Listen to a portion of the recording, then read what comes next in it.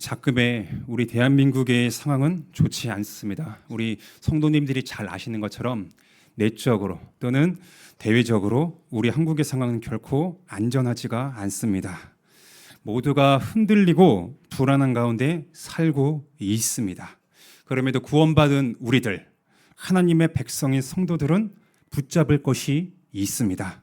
그것은 바로 하나님의 말씀, 하나님의 뜻입니다. 성도는 이 뜻 안에서 믿음으로 삽니다. 하나님의 크신 계획 안에 믿음으로 말미암아 현재, 내일도, 앞으로도 그렇게 살아갑니다. 성도라는 것, 우리가 이 세상에서 구별되었다는 것은 결코 다른 것이 아닙니다. 아직 예수님을 믿지 않는 자들과 우리는 동일한 성정을 가지고 있습니다. 또한 우리가 지금 겪고 있는 여러 가지 힘든 상황 모두가 다 겪고 있습니다. 같은 상황, 같은 처지에 놓여도 신자는 하나님으로 말미암아 소망이 있습니다. 이 시간에는 성도는 하나님 뜻 안에서 믿음으로 사는 자들이다, 이 말씀을 전하고, 오후 시간에는 그러면 하나님의 뜻 안에서 어떻게 우리가 믿음으로 살 것인지 적용적으로 실천적으로 이 말씀을 전하도록 하겠습니다. 하나님께서는 자신의 뜻을 보여주셨습니다. 우리 주 아버지 하나님은 자신의 어떤 일을 이루시기 전에 자신의 백성들에게 자신의 크신 계획이 어떠한지를 보여주십니다. 선지자 아모스를 통해서 말씀하신 것처럼 주 여호와께서는 자기의 비밀을 결코 선지자를 통해서 얘기하지 아니하시고는 시행하지 않는다, 이렇게 말씀하신 것처럼 본문을 통해서, 물론 바로는 선지자는 아닙니다. 하지만 하나님께서 바로를 통해서 꿈으로 자신의 크신 계획을 보여주셨습니다. 우리가 읽은 것처럼 바로의 꿈은 두 가지입니다. 내용은 각각 다르지만은 동일한 하나의 의미를 가지고 있습니다. 그것은 흉년과 풍년입니다. 잘 살게 되고 잘 산 이후에 어려움을 겪게 된다는 그 사실 하나를 바로의 꿈을 통해서 하나님은 말씀하여 주셨습니다. 구약시대에는 이처럼 하나님께서 꿈이나 환상, 우림과 둠님, 제비뽑기 등 그렇게 자신의 뜻을 하나님의 백성들에게 보여주시는 그 일들을 행하였습니다. 예수님을 믿어 하나님의 백성된 신약의 백성인 우리에게는 하나님께서 어떻게 자신의 뜻, 자신의 크신 계획을 알려주실까요? 꿈을 보여주십니까? 환상을 보여주십니까? 아닙니다. 계시는 끝났습니다. 우리에게 더 이상 새로운 계시는 없습니다. 우리가 같이 읽은 성경의 진리, 창세기부터 요한계시록까지 이 66권만이 하나님께서 우리에게 자신의 크신 계획, 자신의 뜻이 어떠함을 보여주는 유일한 진리입니다. 이단들은 오늘날에도 새로운 얘기를 합니다. 내가 직통 계시를 받았다. 남들이 알지 못하는 새로운 거 나만 알고 있어. 내 얘기를 들어라. 그렇게 얘기하고 있습니다. 그런데요, 하나님께서는 다른 얘기를 하실까요? 같은 하나님인데 하나님께서 한 입 가지고 두 말을 하실까요? 우리 사람은 한 입 가지고도 두 말, 세 말, 다섯 말, 열 말 하는 경우가 종종 있습니다. 하지만 하나님은요, 변하지 않으십니다. 진실하십니다. 회전하던 그림자도 없으신 우리 주 하나님이십니다. 왜 같은 하나님인데 우리에게 주신 진리의 내용, 성경과 이단들이 그렇게 얘기하는 새로운 계시의 내용이 차이가 있을까요? 바로 이단들의 그 내용이 거짓임을 우리는 알 수 있습니다. 하나님의 뜻은 어디 멀리 있지 않습니다. 비행기 타고 미국 땅에 가가지고 아니면 제주도를 가서 내가 하나님의 뜻을 알아야겠다, 멀리 안 가도 돼요. 우리 사람은요, 자꾸 새로운 것만 찾으려고 합니다. 내가 새로운 내용을 알고 싶어. 기존에 있던 거 내가 너무나 잘 알아. 다 아는 내용인데 이렇게 하면서 뭔가 새로운 것이 없을까? 우리 본성 안에는 이렇게 뭔가 새로운 것을 시도하고 찾고자 하는 욕망이 있습니다. 하지만 진리의 말씀에 있어서 해 아래 새로운 것은 없습니다. 솔로몬이 전도를 통해서 우리에게 말씀해 주신 것처럼 하나님의 진리, 이것에 있어서는 해 아래 새로운 것은 없습니다. 시대는 시간이 지나면서 계속 변합니다.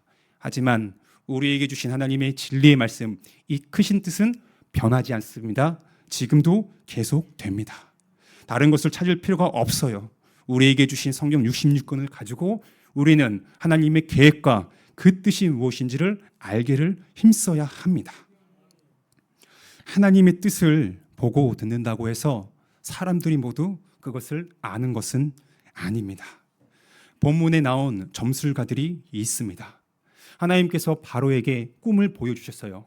이 바로왕이 뭔가 꿈을 꾸었는데 안 좋습니다. 흉한 꿈이에요. 궁금했어요. 이거 어떻게 해야 될까?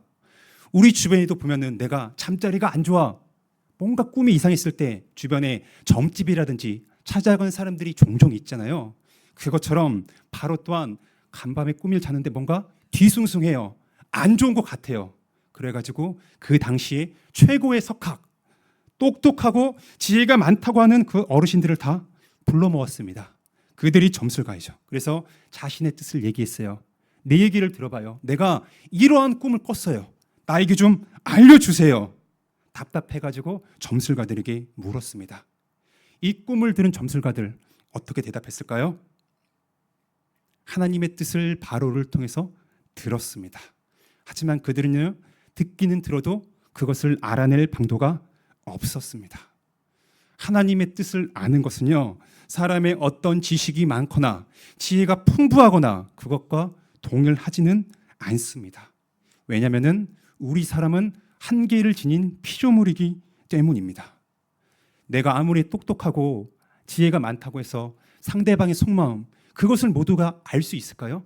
때로는 내가 상대를 너무나 잘 알기 때문에 얼굴만 보아도 안다, 눈빛만 봐도 안다라고 표현을 할 수가 있습니다. 그럼에도 불구하고 내가 상대방, 사랑하는 내 안에 가족이라 할지라도 그 모든 것을 다 우리는 알 수가 없습니다. 하물며 인간도 그러한데 창조주 하나님, 전능하신 아버지 하나님을 우리 인간이 어떻게 감히 내가 하나님을 다 안다, 하나님의 크신 뜻을 내가 다 이해할 수 있다, 이렇게 얘기할 수가 있을까요? 우리는 내가 지금 몸에 지니고 있는 이 육체조차 어떻게 구성이 되어 있는지 정확하게 다 알지는 못합니다. 과학이 많이 발달했어요. 의술이 많이 발달했습니다. 그럼에도 불구하고 우리가 가진 이 뇌에 대한 신비 아직 다 풀려지지 않았습니다. 제가 알기로는 이 뇌에 대해서도 아직 미미한 수준에 멀었어요. 심지어 우리 자신도 알지 못하는데 하나님을 다 알 수 있을까요? 알 수가 없습니다. 사람은 하나님의 뜻을 보고 들을 수는 있습니다. 하지만은 그 크신 뜻을 사람이 스스로 헤아려 알아낼 방도가 없습니다. 하나님께서는 이렇게 알지 못하는 우리에게 은혜를 베풀어 주셨습니다. 그것은 바로 친히 자신의 뜻을 알려주셨습니다. 어떻게 알려주셨을까요? 하나님이 직접 짜잔 나타나가지고 이렇다라고, 나의 뜻은 이거야, 그렇게 말씀하셨을까요? 아닙니다. 하나님께서는 본문에서 요셉이라는 하나님의 백성을 도구 삼아서 자신의 뜻을 말씀해 주셨습니다. 그래서 꿈으로 인하여 힘들어하고 있는 이 바로에게, 애굽 사람들에게 요셉은 하나님의 뜻이 무엇인지 그 꿈을 해석하여 주었습니다. 요셉 자신이 어떠한 능력이 많은 것이 아닙니다. 하나님이 분명히 함께한 사람입니다. 그렇다고 해서 요셉이 스스로 그 뜻을 알아챈 것이 아닙니다. 하나님이 요셉을 통해서 그것을 깨닫게 하여 주셨고 알려주셔서 요셉은 담대하게 자신 있게 하나님을 의지하는 가운데 바로에게 그 꿈을 담대하게 얘기할 수가 있었습니다. 오늘날 우리에게는 요셉이 없습니다. 동일인은 있을 수 있어요. 이름이 같은 이요셉, 김요셉, 윤요셉 등 이름은 요셉이라는 사람이 있을 수는 있습니다. 하지만 본문에 등장한 요셉은요, 역사상에 단 한 명밖에 없었습니다. 그러면 하나님의 뜻을 전하는 도구 요셉이 사라졌는데 하나님께서는 어떻게 자신의 뜻을 우리에게 알게 해주실까요? 다른 것이 아닙니다. 하나님께서는 지금도 오늘날 이 시대에도 자신의 뜻을 알려주는 데 쓰시는 도구들이 있습니다. 그분들은 바로 우리와 함께 지금도 교회를 세워가고 있는 주님의 목회자들입니다. 우리가 성경을 읽을 때 간혹 어려운 내용들이 있습니다. 글을 읽어도 내용은 조금 알겠는데 어떤 부분에서는 우리가 어려운 부분이 분명히 있어요. 이러한 우리들에게 하나님은 성경의 내용이 어떠한지를 알게 하여 주셨습니다. 그 역할, 그 도구로서의 역할을 하나님께서 지교회의 목사들을 보내주셨습니다. 목사로 하여금 하나님의 뜻이 오늘날 어떤 것인지, 우리가 그 말씀을 듣고 어떻게 그 뜻을 헤아려 살아가야 되는지 목회자를 통해서 지금 이 시간에도 친히 우리에게 말씀하여 주십니다. 도구는 하나님께서 알려주신 그 뜻을 가감없이 전해야 됩니다. 요셉은 어떠했습니까? 요셉이 바로의 꿈을 들었을 때 그는요, 그 내용의 의미를 알았어요. 뭔가 숨긴 게 있습니까? 안 좋은 내용은 분명 있었습니다. 풍년이 있고 그 이후에 흉년이 있다. 안 좋은 내용이 있었어요. 그런데 요셉은 바로의 환심을 사기 위해서 좋은 것만 얘기했나요? 바로 왕이여, 풍년이 있을 겁니다. 걱정하세요. Don't worry 라고 하면서 그렇게 얘기했나요? 아닙니다. 그는 하나님의 메시지를 전하는 도구로서 좋은 일이 있는 것뿐만 아니라 앞으로 닥칠 일, 어려움 또한 그는 가감없이 전하였습니다. 그 자신의 목숨이나 위치, 그런 거 미래를 생각 안 했습니다. 현재에 충실하여 하나님께서 자신에게 전하라고 한 그 메시지, 그것을 바로 왕과 신하들 모두 앞에서 담대하게 전하는 요셉이었습니다. 좋은 도구는요, 다른 것이 아니에요. 성도들로 하여금 사람들이 하나님의 메시지를 들었을 때 자신의 부족과 한계를 깨닫게 합니다. 느끼게 합니다.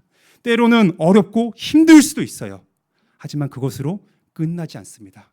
어렵고 힘들고 한계를 깨달았다면 그 이후에 살아계신 하나님을 향하도록 하는 것입니다. 좋은 도구는 이러한 역할을 해야 되는 거예요. 어떠한 기복적인 내용 말고요. 예수 믿으면 부자 된다, 무병장수한다, 이런 기복적인 내용 말고요. 우리가 서로 나를 찌르는, 나를 힘들게 하는 회개의 메시지, 심판의 메시지를 우리가 듣는다 할지라도 도구는 하나님의 말씀을 가감없이 전해야 됩니다. 가짜는 결코 이렇게 안 해요. 이단들의 교주가 누구를 향하게 합니까? 하나님을 향하게 할까요? 아니죠. 나를 향하게 합니다. 내가 새로운 계시를 받았으니까 내가 재림 예수다. 내가 하나님이다. 내 말을 들어야 돼. 내 말 추종하면 천국행 보장이야. KTX 타고 가는 것처럼 좋은 좌석에 앉아서 갈 수 있어. 그렇게 속입니다. 가짜들은 자신을 향하도록만 얘기하고 있어요. 좋은 도구는 자신의 영광을 취하진 않습니다. 하나님의 영광을 바라보며 하나님을 향할 수 있도록 그렇게 돕는 역할을 합니다. 우리가 같이 읽은 25절, 28절, 32절에서 요셉이 자신의 꿈을 해석해 줬을 때 어떠한 표현을 씁니까? 그 꿈을 해석하는 주체, 누구라고 말씀하세요? 그 크신 뜻을 이뤄가는 주체, 누구로 얘기합니까? 요셉 자신을 얘기하지 않습니다. 내가 이렇게 하겠다, 내가 흉년을 주고 풍년을 주겠다, 그 말을 안 해요. 이 주어를 요셉 자신이 아니라 하나님으로 얘기하고 있습니다. 내가 무엇을 했다, 결코 그렇게 들어가지 않습니다. 하나님이 이렇게 하실 것이다, 행하셨다, 그렇게 하나님을 주어로 해서 요셉은 하나님을 향하도록 그렇게 메시지를 전하고 있습니다. 우리 사람은 우리의 본성상 내가 가려운 귀를 긁어주는 사람들을 좋아해요. 내가 듣고 싶은 말, 나의 지금 상태 이러니까 이 말 해주세요. 그런 사람들을 우리는 선호하는 경향이 있습니다. 하지만 우리가 하나님의 말씀을 들음에 있어서 우리는 이러한 자세를 지향해야 됩니다. 가리지 않고 전해지는 그 메시지, 그 모든 것을 우리는 믿음으로 받아들여야 합니다. 하나님의 도구들이 하나님의 뜻을 헤아려 그 의미를 온전하게 담대하게 전할 수 있도록 우리는 계속해서 기도해야 합니다. 이것이 바로 우리 모두가 나아가야 될 방향, 살 길입니다. 하나님의 뜻은 다른 것이 아닙니다. 심판이 아닙니다. 비록 어려운 내용이 있다 할지라도, 심판이 있다고 해도 구원의 메시지를 하나님께서는 말씀하고 계십니다. 구원의 도구는 본문에서 하나님은 요셉을 사용하셨어요.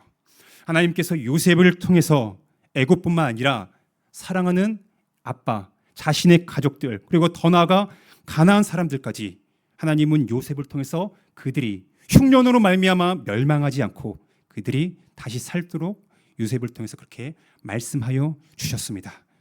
어려움이 있을 거야. 단순히 이 메시지로 끝나지 않았어요. 환란이 닥칠 거야. 그렇기 때문에 너희는 어떻게 대비해야 된다? 요셉을 통해서 그렇게 구원의 메시지를 알려주셨습니다. 만약에 하나님께서 애굽이란 나라를 완전히 멸망시키려고 하셨다면 굳이 하나님은 요셉을 통해서 이 메시지를 들리게 안 하셨을 겁니다. 뿐만 아니라 요셉을 애굽으로 보내지 않으셨을 거예요. 우리가 잘 알다시피 요셉은요, 애굽으로 억울하게 끌려갔습니다. 누명을 썼습니다. 보디발의 집에서 어려움을 겪었고 뭔가 햇빛을 보는 것 같았더니 또한 오해를 받아 감옥에 들어가게 되는 그런 파란만장한 인생을 산 요셉이었습니다. 하지만 이 모든 과정이 하나님께서는 그를 통해서 전 세계를 구원하시고자 하는 크신 뜻 가운데 요셉의 삶을 그렇게 인도하여 주셨습니다. 하나님은 요셉을 통해서 요셉뿐만 아니라 많은 사람들을 구원하는 그런 구원의 도구로서 사용하여 주셨습니다. 하나님의 백성 야곱의 후손들뿐만 아니라 하나님을 모르는 자들에게도 이 구원의 은혜를 값없이 베풀어 주셨습니다. 요셉을 통해서 말이죠. 오늘날 우리에게는요, 하나님께서 어떤 메시지를 주십니까? 7년 풍년이 있으면 그 뒤에 어려움이 있을 거야. 그러니까 양식을 빨리 사. 라면 사재기 해. 이 얘기가 아닙니다. 내용은 다릅니다. 하지만은 그 목적은 같습니다. 심판으로 인해 멸망이 하는 것이 아니라 너희가 어려움이 있다 할지라도 하나님께서 멸망이 아닌 구원, 그 은혜를 베푸시겠다, 이 말씀을 해주십니다. 구원의 메시지는, 구원의 도구는 오늘날에 있어서 누구를 통해서 이루셨습니까? 바로 하나님의 아들 예수 그리스도십니다. 하나님께서 자신의 때에 예정된 하나님의 아들을 이 땅에 보내주셨어요. 예수님은 성경의 예언대로 죄인들을 위해 십자가에 못 박혀 죽으셨습니다. 죽음으로 끝나지 않고 다시 하나님께서 그를 살리셨습니다. 지금도 보좌 위에 하나님과 함께 계신 예수님께서는 이 땅에 언젠가 다시 오시게 될 것입니다. 왜요? 아직 끝나지 않은 죄의 심판과 그리고 장차 우리가 누리게 될 이 구원의 완성을 위해서 예수님은 다시 이 땅에 재림하시게 될 것입니다. 우리가 이 메시지를 들어야 하는 이유, 이미 예수 그리스도를 믿는 신자들은 구원을 받았습니다. 뿐만 아니라 아직 예수님을 믿지 않는 사람들도 있습니다. 그래야 할 때 이 메시지, 단순히 회개하라, 이게 끝이 아닙니다.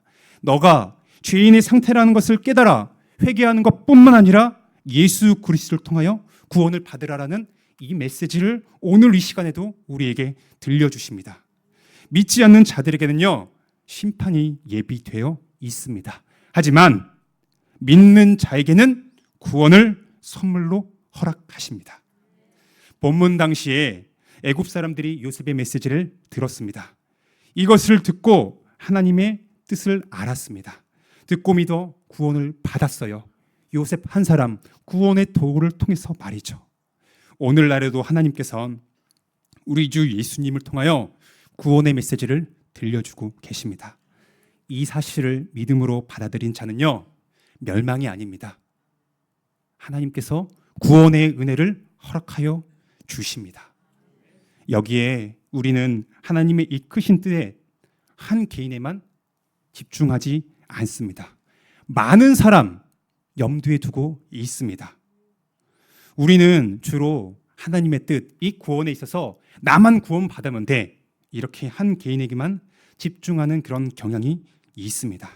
하지만 우리는 이 시간을 통해서 하나님의 뜻을 알매 있어서, 이해함에 있어서 더 넓게, 크게, 공동체적으로 우리의 시야를 확장해야 됩니다. 한 개인은요, 나라는 구원받는 사람은 홀로 있는 것이 아닙니다. 교회라는 공동체에 속한 일부라는 것을 우리는 기억해야 합니다. 본문을 통해서 하나님은요, 애굽과 그 다음에 사람들만 하신 것이 아닙니다. 주변에 있던 가나안 사람들을 구원하신 것처럼 그렇게 하나님의 구원의 계획, 크신 뜻은 공동체적입니다. 우리의 생각보다, 시야보다 더 넓습니다. 오늘 우리는 이런 하나님의 뜻에요 어떠한 반응, 어떠한 생각을 가지고 있습니까? 멸망이 아니라 구원을 주시고자 하는 하나님의 뜻에서 우리는 어떠한 생각을 가지고 있습니까? 이 하나님의 뜻을 알아가고자 합니까? 영적인 것에 대해서 우리는 귀를 기울이며 나아가고 있습니까? 우리는요, 내가 관심 있어 하는 것은 어떻게든 하려고 합니다. 잠을 줄여가며 약속을 취소해가며 내가 하고 싶은 것을 이루기 위해서 나아가고자 해요. 반면에 우리가 하나님의 뜻을 듣고 이해함에 있어서 우리는 과연 얼마나 관심을 기울이고 있습니까? 혹시 이 땅의 삶에만 우리는 관심을 갖고 나아가고 있지 않습니까? 우리 모두에게는 죽음 이후의 삶도 있습니다. 우리는 물론 하나님께서 허락하신 현재 소중히 여기며 최선을 다해서 살아가야 됩니다. 하나님께서는 우리에게 그것을 원하십니다. 그러나 동시에 모든 사람에게 있어서는 이 생의 삶 이후에 그 다음에 이후에도 삶이 예비되어 있다는 것을 우리는 잊지 말아야 합니다. 우리에게는 60만이 가지고 있는 것이 아닙니다. 한 사람에 있어서 한 사람은 육체와 영혼을 가진 존재입니다. 육의 것에만 관심을 두는 우리에게 우리가 이 시간을 통해서 하나님께서 우리에게 예비하신 영의 것도 우리의 관심을 달아보며 함께 그렇게 나아갔으면 좋겠습니다. 하나님의 뜻을 이렇게 요셉을 통해서 들은 자들은 어떠한 반응을 보였을까요? 흉년이 있다라는 끔찍한 얘기는 들었습니다. 하지만 그럼에도 들은 자들은 있는 그대로 그 사실을 받아들였습니다. 좋은 성도는요, 다른 것이 아니에요. 하나님의 뜻을 그대로 믿어 받아들이는 사람들이 좋은 성도라고 얘기할 수 있습니다. 믿음은 하나님의 뜻을 그대로 수용하는 겁니다. 취사 선택을 하는 게 아니에요. 내가 듣고 싶은 메시지만 하나님의 말씀이고 아니다, 이건 하나님의 말씀이 아니야. 취사 선택을 우리는 하면은 안 됩니다. 하나님의 말씀이 그 어떤 내용이라 할지라도 우리는요, 수용하며 받아들여야 합니다. 믿음이 좋다는 것은 단순히 어떠한 봉사, 행사를 많이 한다고 해서 믿음이 좋다고 얘기할 수 없습니다. 하나님의 뜻을 알며 비록 그 뜻이 내가 온전히 그것을 이해하지 못한다 할지라도 하나님의 뜻이다, 계획이다, 그러면 우리는 그것을 믿음으로 받습니다. 이 크신 뜻 안에서 우리는 믿음으로 사는 것입니다. 말씀을 있는 그대로 받아들여 기억하며 사는 것입니다. 이것이 바로 하나님의 뜻 안에서 믿음으로 사는 삶입니다. 이미 구원을 이루신 하나님의 그 크신 계획 안에 우리는 오늘 이 시간에도 구원을 이루어 가야 합니다. 우리는 하나님의 있는 뜻을 그대로 받아들이고 있습니까? 혹시 우리 성도님들께서는 내가 듣고 싶은 메시지 이런 것들을 골라서 취사 선택을 하고 있지 않습니까? 내가 원하는 말씀만 듣고 싶어하는 마음이 우리 안에 없습니까? 물질의 복, 부자 된다, 무병장수한다, 이런 얘기는 좋아하고 회개하라, 천국이 가까이 왔다 라는 이런 메시지를 피하고 싶고 듣기 싫어하는 모습이 우리 안에는 있지 않습니까? 내 마음대로 하나님의 뜻을 우리는 가리면은 안 됩니다. 하나님의 뜻 안에서 우리가 이렇게 믿음을 살고자 할 때 우리는요, 여러 가지 어려움을 만나게 됩니다. 하나님의 뜻을 알아요. 믿음으로 입술로 우리는 고백합니다. 하지만 우리의 삶에서 우리는 종종 믿음의 고백과 우리의 삶이 괴리되는, 이원화되는, 분리되는 그런 것을 종종 나로부터 경험하게 됩니다. 하나님의 뜻 안에서 믿음으로 산다는 거 결코 쉽지 않아요. 우리의 경험으로 이것을 너무나 잘 알고 있습니다. 왜 어려울까요?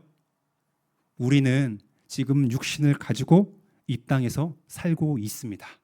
아직 믿음의 선배들과 함께 천국에서 살고 있는 것이 아닙니다. 우리가 사는 세상, 하나님을 인정하고 고백하며 하나님의 뜻대로 가고 있나요? 아니죠. 우리가 최근 작년에 동성애 집회 이것을 했던 것처럼 세상은요, 하나님의 생각, 그 크신 뜻에 반대해서 자꾸 반대 방향으로 나아가고 있습니다. 우리는요 지금 이 세상에 살고 있기 때문에 내가 원하든 원하지 않든 내가 모르든 알든 세상의 풍조의 영향을 받아 우리는 하루하루 그렇게 살아가고 있습니다. 우리의 개인적인 삶 또한 어떻습니까? 늘 평안하십니까? 여기에는 사장님도 계실 거고요, 직원도 계실 거고요, 중간 관리자분도 계실 겁니다. 각자의 역할은 다르지만은 모두가 각자의 나름대로 힘든 삶입니다. 왜냐? 우리가 사는 시대는 흔히 무한 경쟁의 시대라고 합니다. 경쟁에서 살아남아야 돼요. 내가 살고 내가 사랑하는 가족과 함께 살려면은 상대방을 누르고 이겨야지 됩니다. 그러다 보니 정신이 없어요. 시간이 없습니다. 뿐만 아니라 우리가 사는 세상 너무나 좋습니다. 과거에 비해 대중매체 많이 발달했습니다. 통신수당, 그다음에 자동차, 비행기 등등 내가 원하면 돈이 있다고 하면 얼마든지 내가 하고 싶은 것 다 할 수 있고 놀러 가고 싶은 것 누릴 수 있는 너무나 재밌는 세상입니다. 심지어 우리가 가지고 있는 이 핸드폰을 통해서 내가 비록 미국에 안 간다 할지라도 실시간으로 미국에서 어떤 일이 지금 벌어지고 있는지, 내가 유럽에 한번 가고 싶은데 돈이 없으니까 유튜브라도 보자, 얼마든지 우리는 이렇게 내가 원하는 것 검색해서 유튜브로 경험할 수 있는 우리는 너무나 재밌는 세상에 살고 있습니다. 이러다 보니 우리는요 하나님의 뜻을 알기에 더딘 면이 있습니다. 뜻을 알고도 행하지 못하는 경우가 있어요. 두 번째로 같은 맥락에서 사탄이 여전히 존재하고 있습니다. 사탄은 우리 눈에 보이지 않는 영물입니다. 하지만 그가 우리 피조물보다 힘이 셀 뿐만 아니라 그는 지금도 구원받은 우리를 향해서 공격하고 있습니다. 사자가 자신의 새끼들에게 먹이를 먹이기 위해서 연약한 짐승들을 찾아 돌아다니는 것처럼 베드로가 우리에게 어떻게 얘기합니까? 사탄이 우는 사자처럼 우리를 넘어뜨리려고 지금도 움직이고 있습니다. 우리의 신앙생활, 믿음으로 사는 것 결코 쉽지가 않습니다. 마지막으로 우리 안에 죄성이 있습니다. 예수 그리스도를 믿어 구원받은 우리가 지금은 천국이 아닙니다. 새하늘과 새 땅이 이 땅에서 이루어진 게 아니기 때문에 나는 그것을 원하지 않는다 할지라도 여전히 우리에게는 죄성이 남아 있습니다. 우리 모두가 다 아담의 후손이기 때문에 태어날 때부터 전적으로 타락하여 부패한 마음, 행동을 지금도 하고 있는 우리입니다. 그렇기 때문에 우리가 하나님의 뜻을 헤아리며 그 뜻 안에서 믿음으로 나아가고자 할 때 세상, 사단, 우리의 죄성이 이것을 가로막습니다. 그래서 우리는 때론 흔들리며 넘어질 때가 있습니다. 물론 그 누구도 이 세상에서 완벽한 사람은 없습니다. 예수님 말고는 완벽한 사람은 존재하지도 않았어요. 흔들리며 넘어질 때도 있습니다. 그러나 하나님께서는 유혹이 많은 이 세상에서도 비록 흔들려도 하나님의 뜻을 헤아리며 이 뜻 안에서 우리가 한 걸음 한 걸음씩 나아가는 것을 우리에게 원하십니다. 장차 완성될 구원을 바라보며 오늘 우리가 그렇게 한 걸음씩 구원을 이루기를 원하십니다. 우리가 혼자서 신앙생활을 하는 것이 아닙니다. 나만 구원받았으니까 나 혼자 이 땅에서 잘 살다가 천국 가면 돼. 이게 아닙니다. 우린 연약해요. 그 누구도 아무리 목사, 장로, 직분자라 할지라도 혼자서 신앙생활을 할 수 없을 뿐만 아니라 혼자서 믿음의 여정을 갈 수가 없습니다. 다 넘어지게 되어 있어요. 이런 우리에게 이런 연약함을 아시고 하나님은 선물을 허락하여 주셨습니다. 그것은요, 첫 번째 교회 공동체입니다. 하나님께서는 우리 눈에 양옆에 앞뒤에 있는 형제 자매들을 허락하여 주셨습니다. 때론 내 옆에 있는 형제 자매가 나를 힘들게 하는 경우도 있어요. 정말 신앙생활 잘하고 싶은데 뭔가 안 맞으니까, 생각이 다르니까 싸우기도 하고 오해를 받기도 하고 때로는 미워할 때가 있습니다. 그럼에도 우리를 왜 교회 공동체로 불러주셨을까요? 혼자서 그냥 구원받으면 될 텐데요. 왜냐? 우리의 연약함을 아시고 믿음이 약할 때, 내가 힘들고 기도가 필요할 때 우리는 누구에게 부탁을 합니까? 믿지 않는 자들에게 나의 기도 제목을 얘기 안 해요. 누구에게 우리가 함께 기도해달라고 부탁을 합니까? 하나님의 백성, 구원받은 우리 형제 자매들에게 내가 지금 이러한 어려움이 있는데 나를 위해서 함께 기도해 주세요. 우리는 마음을 담아 얘기합니다. 그 얘기를 듣고 우리가 형제 자매들이 결코 외면하지 않습니다. 최근에 지난주에 우리 성도님들 중에 어려움을 당한 분이 계십니다. 장례를 치르셨죠. 그때 우리는 어떤 행동을 했습니까? 물론 거리가 멀어서 바쁜 일 때문에 갑자기 생긴 일이어서 가지 못한 분들도 계십니다. 그러함에도 공통적인 것은 하나가 있습니다. 뭐예요? 예수 그리스도의 이름으로 우리가 그 가정을 위로하며 천국의 소망을 바라보며 함께 기도하는 겁니다. 그 누구도 내가 믿음이 강하다, 단단하다 할 수 없어요. 가다가 넘어지고 쓰러지는 우리입니다. 우리가 이렇게 약할 때 내 주변에 믿음이 강한 지체들을 하나님께서 붙여주심으로 말미암아 우리 모두가 다 한 걸음 한 걸음씩 주님의 뜻을 헤아려 믿음으로 살 수 있도록 하나님께서는 우리 교회 공동체를 허락하여 주셨습니다. 흔들리고 넘어진 우리를 붙잡아 주실 수 있도록 교회를 우리의 어머니로 삼아 주셔서 우리가 이 교회라는 어머니 품 안에서 지금도 함께 신앙생활을 하고 있습니다. 또한 우리에게 성령님을 허락하여 주셨습니다. 우리 안에 누가 계실까요? 성령 하나님이 계십니다. 눈에 보이지 않지만은 누구든지 예수 그리스도를 주로 신한다, 진정으로 고백하면 그 안에 이미 성령께서 내주하여 계십니다. 한 사람에게뿐만 아니라 주님의 백성, 교회 공동체 안에 임하여서 영원토록 함께 하십니다.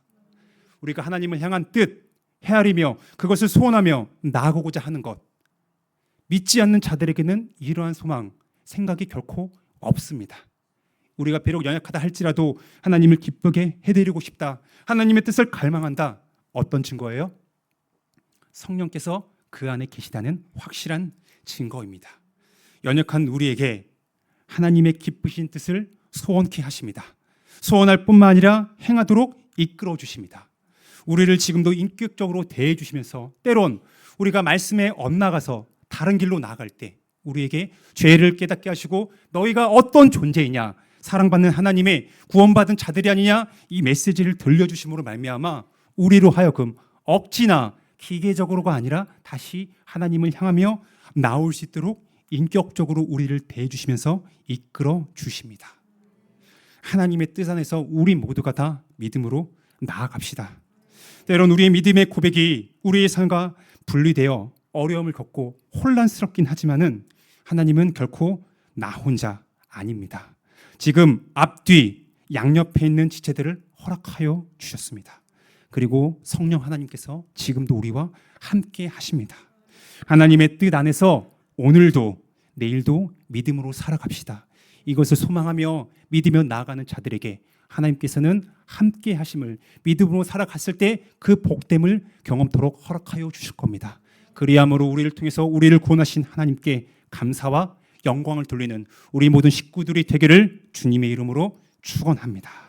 우리 함께 기도합시다. 지금 방금 말씀을 들으신 내용을 기억합시다. 하나님을 뜻을 헤아림에 있어서 나의 그동안의 모습이 어떠하였는지 알고도 행치 아니하는, 알고 싶지만은 나의 연약함, 세상, 사단, 나의 죄성으로 인해 때론 무너지고 연약하여 힘도 조차 없었는지 그것을 돌아보시면서요, 솔직하게 진정으로 하나님께 나아갑시다. 하나님은 우리의 기도를 들으시며 우리가 진실되게 나아갈 때 하나님은 예수 그리스도 안에서 우리의 기도를 듣고 응답하여 주십니다. 그러면 우리가 오늘도 내일도 하나님의 크신 뜻 안에서 믿음으로 살아가는 우리가 될 수 있도록 우리의 기도를 듣고 응답하실 하나님을 신뢰하는 가운데 이 시간 함께 합심하여 기도하도록 하겠습니다. 기도합시다.